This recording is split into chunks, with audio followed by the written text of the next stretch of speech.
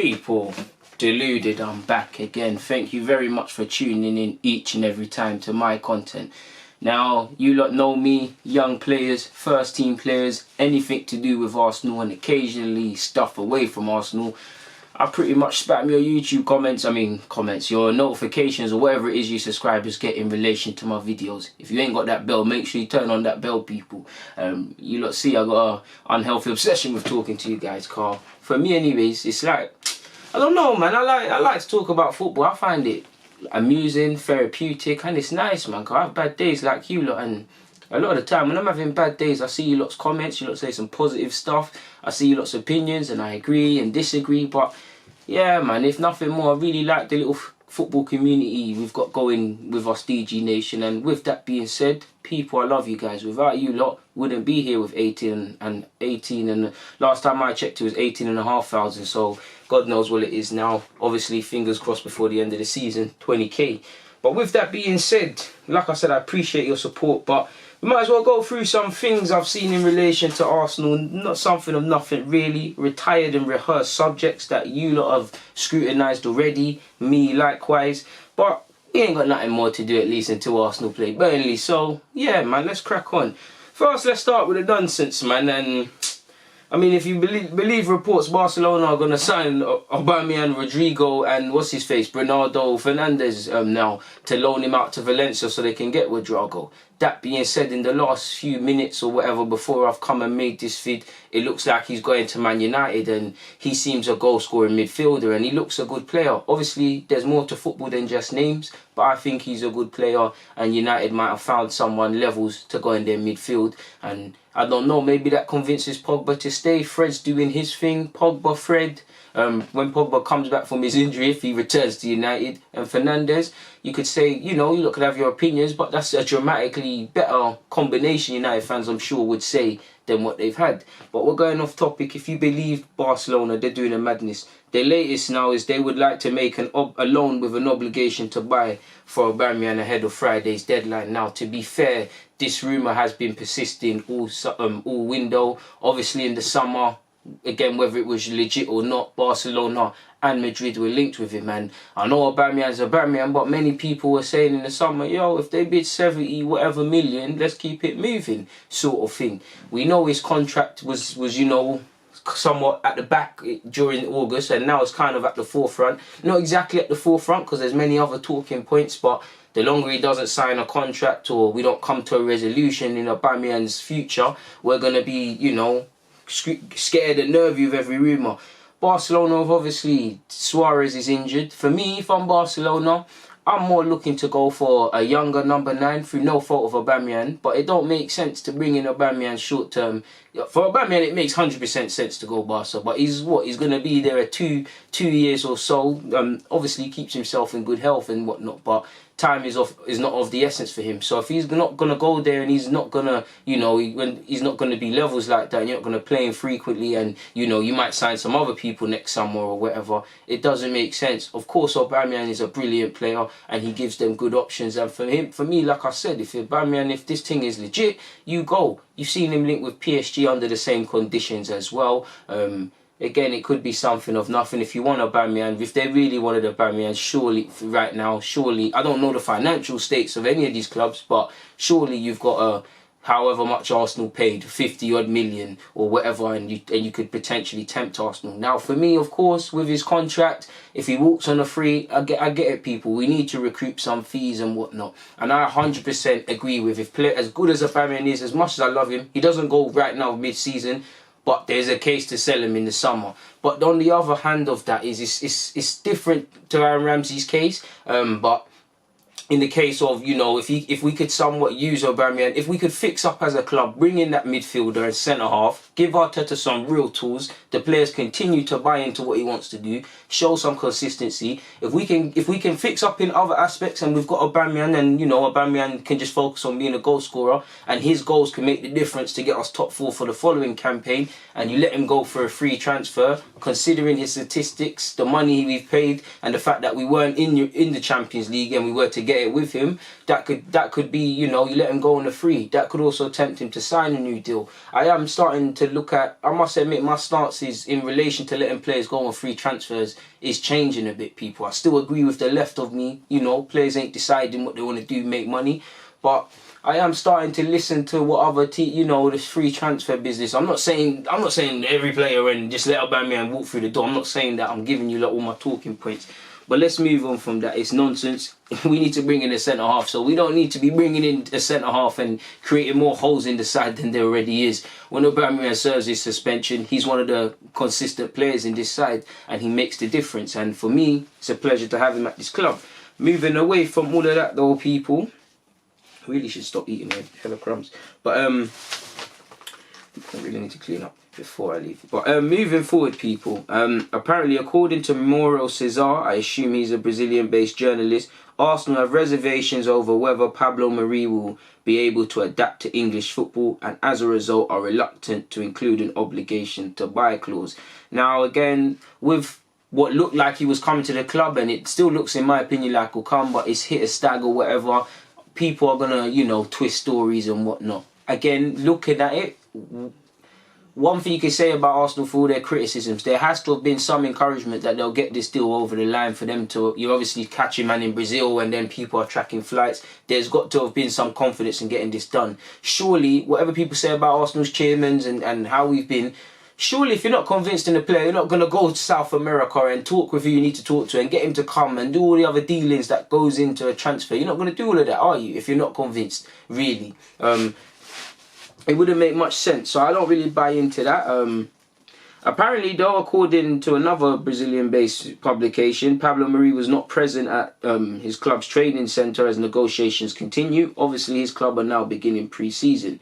Tim Vickery of ESPN has said, well, he's actually spoken quite highly of Pablo Mari. He said, I've been drowning on about him to anyone who will listen because I think Man City missed a beat with this one. For me, the Flamengo side that coasted its way to the Brazilian Championship, won the South American title, I think he was the most important player.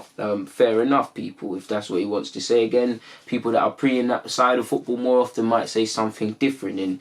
And yeah, man, he seems to speak quite highly. For me, we need a centre-half, so let's get this one done. Allegedly, though, reports also saying that this same man in question has put pressure on his club's hierarchy to accept Arsenal's deal. Obviously, it does. Maybe Arsenal, we'll never know the truth, but clearly Arsenal might have had cold feet to some aspect of the deal or wanted to change something, or maybe wires were crossed, or maybe nothing was agreed. It's just going down to the wire and whatnot. So we'll never know, but yeah, man, we'll have to see. Like you lot saw, apparently negotiations are still going on, but it's suffered a setback. But sources have allegedly told ESPN, which I've got here, that Arsenal obviously remain optimistic on the deal happening. In other news away from Pablo Mari, I mean, for someone who hasn't played on this club, I'm pretty sure I've made more videos about him than certain people that have been here. But moving away from him, Kurzawa, a man that looked dead set to be joining Arsenal in a cut price move to join us and be a left back. Obviously, we've got crisis all over the defence. Saka's doing a fantastic job. God forbid nothing happens to him. But if he was to get suspended, God forbid if he was to get injured, naturally he's a young man. He's consistent and he's going to have to learn to play multiple times a week. But he's still getting to grips with first team football, and physically, you know, we need to protect him and Martinelli, so we need another option. Obviously, to a degree, people could say Tierney, he would be the first choice. He's sadly been prevented from making his mark, like you lot know, due to injury. Apparently, he was in contact with Arsenal and it looked like it was going to happen. This is all coming from Paris United on Twitter. He said he was in contact basically with Arsenal. He was in contact for the player. But despite Edu insisting, Mikel Arteta, the head coach, did not approve the signing of the French left back. Now, we know Mikel is a head coach. He should, in an ideal world, you know, just deal with, in the current model, just deal with what's on the football field. But I do think I do think there'll obviously be, not just him, but probably under Emre and potentially people before them, there'll be signings that they don't sign off on, whether it's young players or whatever. We hear a lot of talk about people calling agents and using old boys' networks. All of these can be a good thing. But what I like about that is Arteta, regardless of, he will have to accept some players that are not his. He will obviously have input. But what I like about that, allegedly, is put his foot down. If he... Again, he might think he's a good player, but he's, got more faith in Saka to do a job there, or he believes in Kolasinac and Tierney when they're away from their injuries. It's nice that he's put a foot down. He said, again, I don't know because I'm just a fan, but I assume he said, yeah, I don't really want him as part of my side. These are the players I want to move for. Potentially, if you want to sign a left back to give me something to work with, I kind of want this guy or this guy. Give you a little list. If you can't bring me none of these guys, then it don't really make nothing. So we'll never know the true reasons. But whether I agree with the sign of Kurzawa or not, it's nice to see Arteta seems to be putting his foot down and whatnot to a degree. Because when you see signings like Ceballos, which Emre obviously wanted, apparently Emre was dead set on convincing him, and he was a major force in bringing him. I'm not hitting Emre with the stick, but you could also be pessimistic and say, was that your real signing? Denis Suarez again with Emre,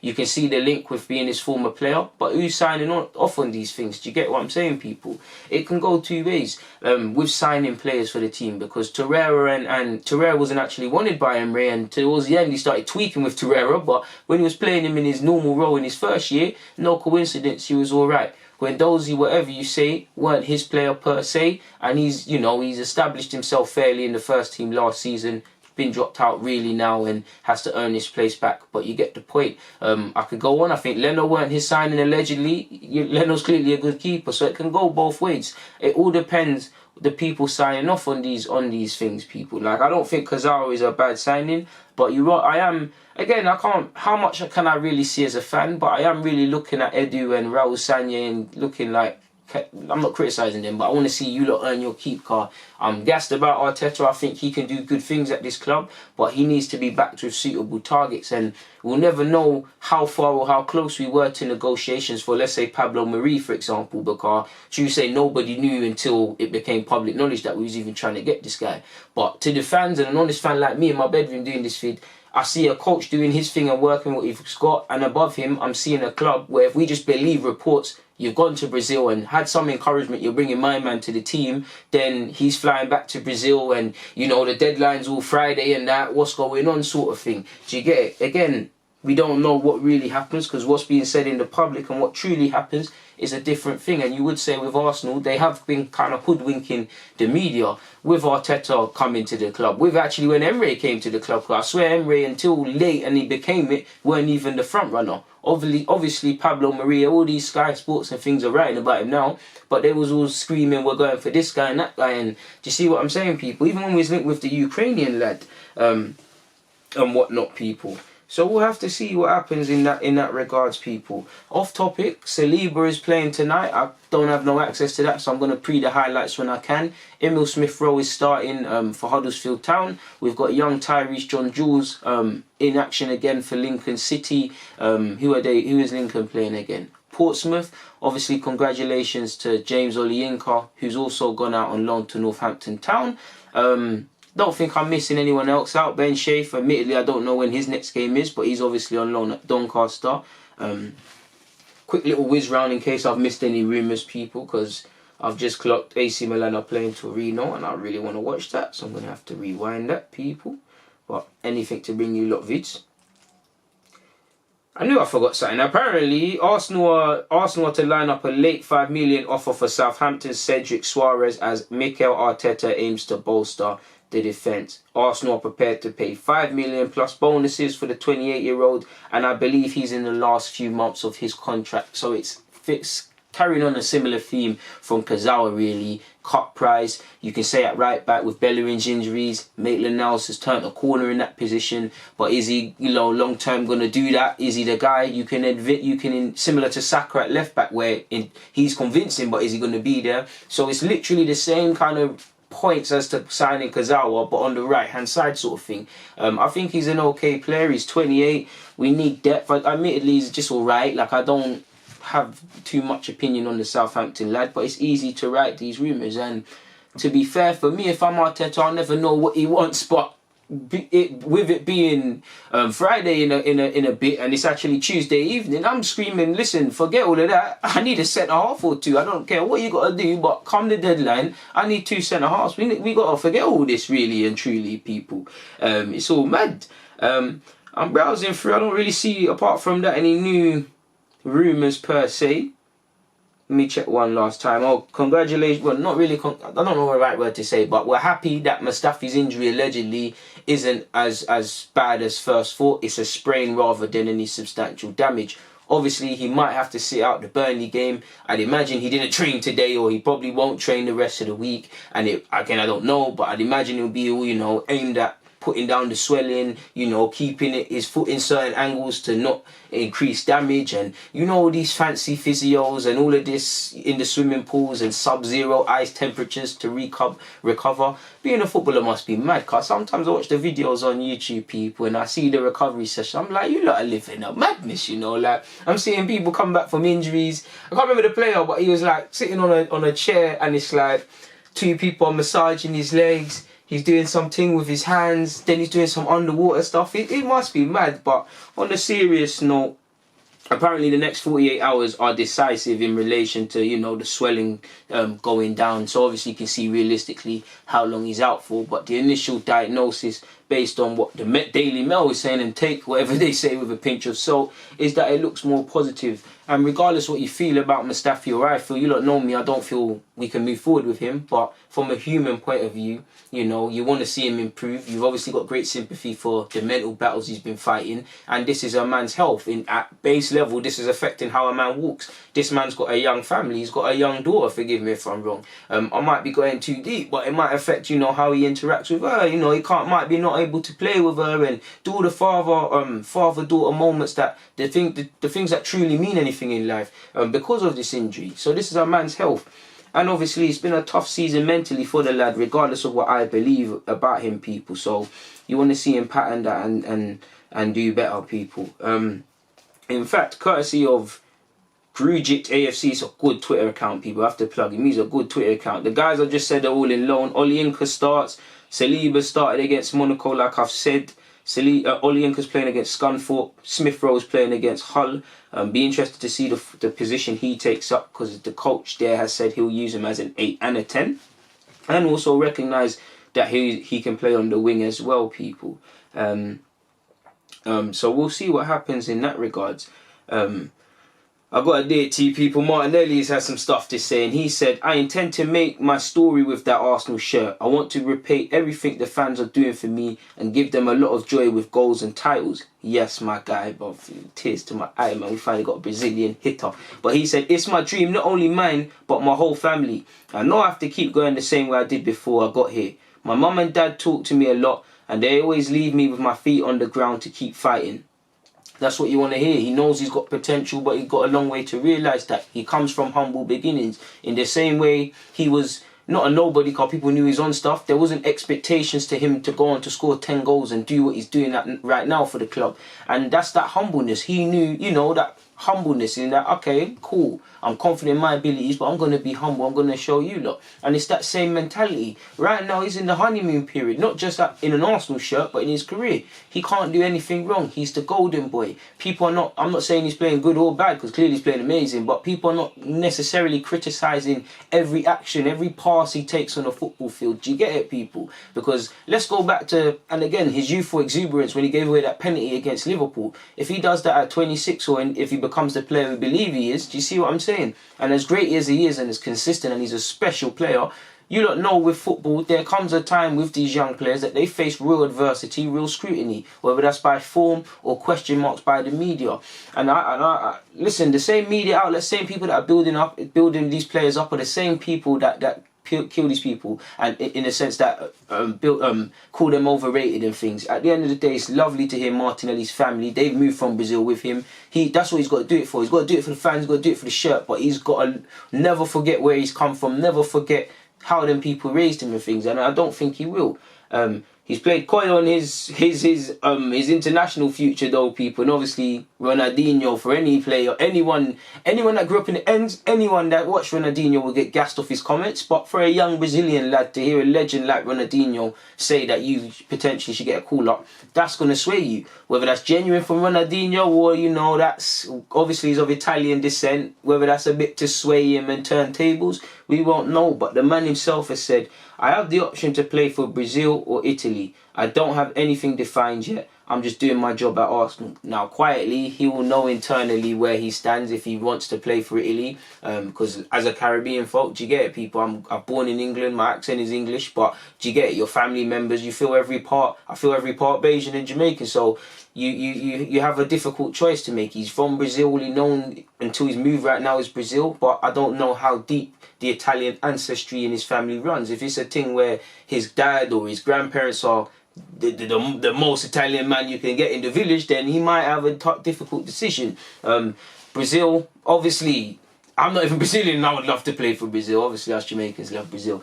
For what reason we have this weird allegiance to Brazil? Maybe it's because our football team actually ain't good, but it is what it is. For those of you laughing at that joke, I know Bolt don't race anymore, but remember what he was doing on the track for us before you laugh at us. But on that note, there ain't nothing really to crack on with anymore, people. I'm here longer than I planned to be in true DG fashion, but let me get out of here, man. I've already done you a lot of disservice, but those of you that have persisted with, man, and rocked on, it means a lot, people. So like I said, I'm going to get out of here. On that note, God bless DG.